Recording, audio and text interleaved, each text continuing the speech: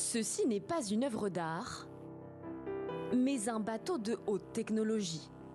Paré de sa mosaïque de panneaux solaires, il est totalement autonome.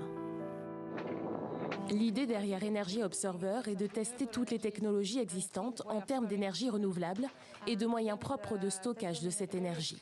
Il s'agit de les tester dans des conditions très extrêmes, de les rendre plus fiables, plus efficaces et finalement plus abordables pour, disons, le plus grand nombre de personnes possible. Sur le pont, on n'entend pas un souffle, ou presque. Zéro bruit, zéro émission, zéro particules fines. L'ancien catamaran de course légendaire s'est transformé en laboratoire mouvant. À son bord, un équipage de 4 Français. Depuis 5 ans, il parcourt les eaux du globe les plus extrêmes grâce au soleil et au vent.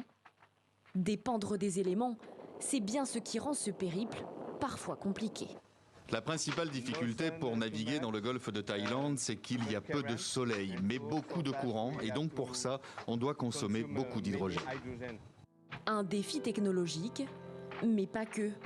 L'Energy Observer contribue à la prise de conscience planétaire des enjeux climatiques. C'est aussi l'objet de cette odyssée. Elle prendra fin dans 2 ans, son 101e port d'arrivée, Paris et les Jeux Olympiques.